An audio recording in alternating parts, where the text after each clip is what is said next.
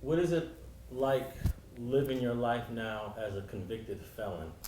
Oh, it's very, very, very, very, very difficult. Like, this is like a part of my life that I never express with people because I don't even want to express the adversity that I had to go through in order to be who I am. I was given the opportunity to work at Planet Fitness because at the time they didn't do background checks. So that kind of was like an easy way out, but I feel like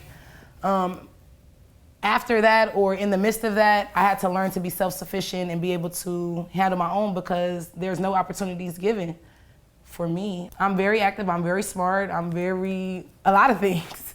But that black and white will put you where they want you to be put. So you have to work for yourself.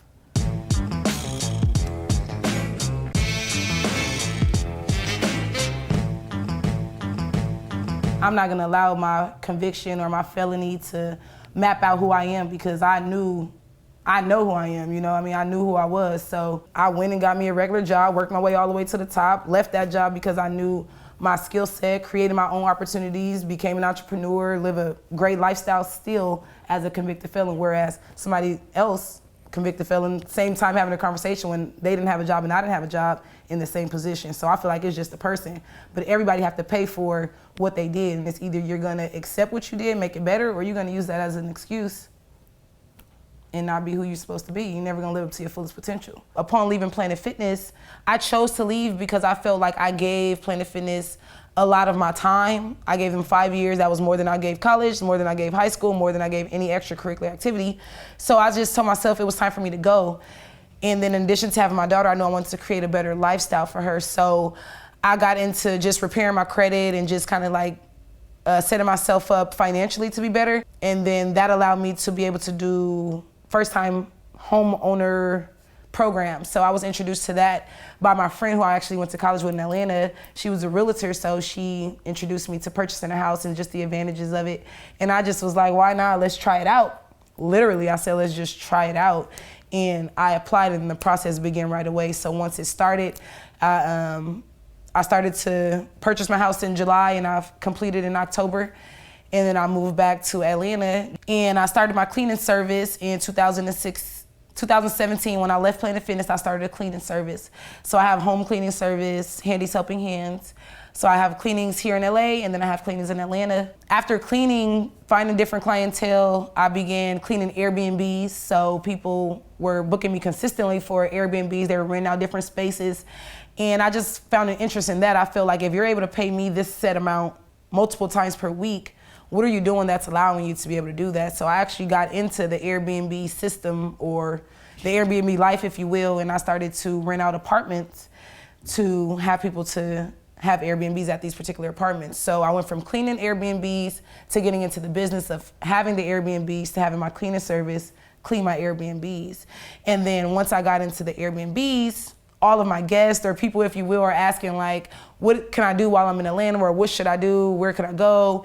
And it created a whole experience for me. So in addition to cleaning and getting ready for you, now you're here and you're asking me questions, I'll create a whole experience for you. So I have something that I do called Do It For The Culture Atlanta Tour. So I basically I show tourists or people from Atlanta, if you will, what the locals would show you. So you wouldn't come and see the normal things like the Georgia Aquarium, the CNN Center, things that Atlanta are known for. We go to areas like the Bluff, we go to strip clubs, we go to lounges. I let you know the restaurants that have the specials, or just things that you can do to make your trip better. And that platform just kind of just rolled in. Everything just kind of fell in place with each other. Started from cleaning to getting into the business and then to giving an experience to the guest that comes to my Airbnbs. And Atlanta just created all of that for me upon moving back. So everything just kind of like falling into place. I'm working for myself and creating my own avenues. It's been great. So I give you kind of like the normal city life, and then we'll drive through a neighborhood that needs to be gentrified, an area that's kind of like ghost town. We'll go through a hood so that you can get the feel of, wow, this house sits so far behind the trees. And then we'll go to a neighborhood where it's newly built condos that have workspace under, just so you can understand how culturally rich Atlanta is and how they kind of mix in together. the old style of Atlanta to what they're trying to modernize Atlanta to be. So I kind of give you the whole experience. I let you know about the churches and how culturally rich Atlanta is, but I also let you know about the strip clubs and why the Trap Museum is on the west side of Atlanta. So it kind of gives you the background of a lot. What made you decide to incorporate the strip clubs into your tours? Because Atlanta is known for their strip clubs. Just as you mentioned, like people come to Atlanta for Magic City, you know, but then I like to show them strip clubs like Blue Flame, Pinups. They have like the best food. It's a place for you to chill. You can go and just have a nice vibe. The people in Atlanta are really cool. They're social, motivating. You go into the strip club, you don't know who you may meet there. I love it. I love the food in the strip club and I love the atmosphere of the strip club. And they have so many, so it's like, pick what works best for you and enjoy it. So for my tours, it's Do It For The Culture tour. And then right now it's based in Atlanta. We're gonna be taking over everywhere. So you'll see Do It For The Culture tour. And right now we're doing tours of Atlanta and all the hoods. And we'll be branching out to the hoods near you. So Do It For The Culture tour, LA. Do It For The Culture tour, Atlanta. Do It For The Culture tour, New York. Do It For The Culture tour, Miami. Do It For The Culture tour, Denver. Do It For The Culture tour, everywhere. The tour is gonna be put together by locals, just how the Atlanta tour was. I'm a Los Angeles native, so for me, I had to go to the city of Atlanta, experience the city of Atlanta, find the people who were figures in their city to make the tour what it should be for the locals and for people who aren't visiting. I don't wanna give any fake information from any city, so I have to make sure to connect with the right people in the right areas in each city to be able to give the guests the experience that they need for that city. Please follow your heart, because I knew years ago that I was supposed to be free. Nothing happened for me until I freed myself from the work field. So for me, that didn't work out for me. And I wish I would have followed my heart and did what I felt I should have been doing, which was not working for someone else a long time ago, because my life has been the best ever since I freed myself and started to work for myself.